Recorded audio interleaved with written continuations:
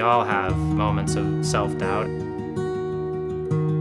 Previous two Ironmans, really, Ironman Texas in 2015 and then also Ironman Hawaii in 2015, didn't really go according to plan. When you've come off of having two of them that weren't really up to your standard, it definitely messes with your mind a little bit. And I think you have some self-doubt and some questioning about whether you belong. It's a demon that you have to battle, that self-doubt, but I think what you also realize over time is that there isn't a whole lot to be gained from it. But at the same time, you can channel that self-doubt into motivation for training, for preparedness. And I guess that's the way I look at it, is that I take that self-doubt and I turn it into a reason to get out of bed in the morning to make myself better.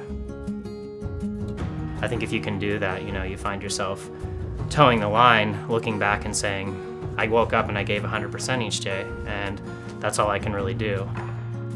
I have to remind other people sometimes, and maybe it's even a reminder to myself, that you really need to have the passion for the training and the day-to-day and the awareness of, like I said, checking in and saying, is this what I want to be doing? Is this what I want to be doing? And I can say when I wake up each day right now that this is what I want to be doing, and therefore, whether I have the great performance or not that I'm working towards, it's not a failure.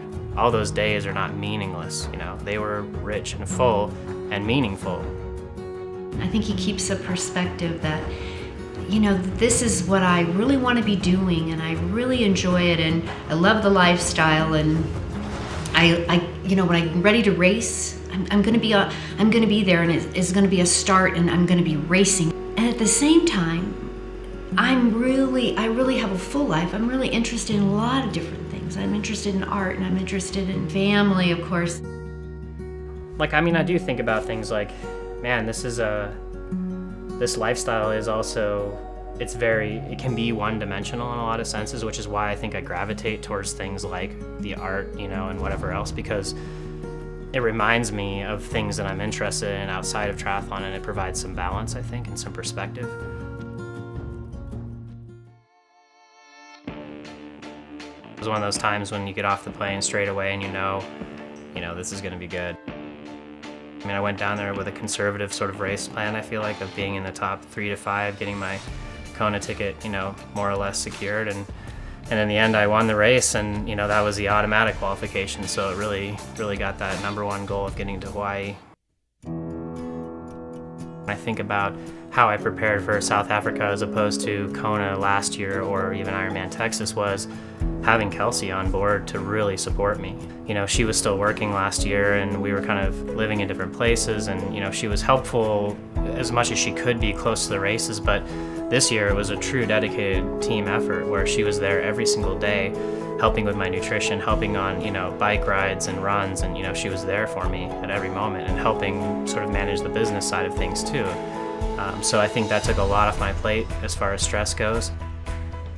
I have these moments when I'm racing, and it's difficult to describe it because it's almost like you're on the verge of tears. You just have this real intense emotional injection, where you see somebody that that loves you, whether it's your parents or Kelsey, and I'll be running along, and what comes to mind for me really is racing in Hawaii, and the most difficult moments are on the Queen K Highway, usually coming back on the marathon. It's the last few miles. It's a bit lonely out there. My dad was fortunate to be out there the year I got second, and I remember having his support out there and just thinking, he was so ecstatic, so fired up for me.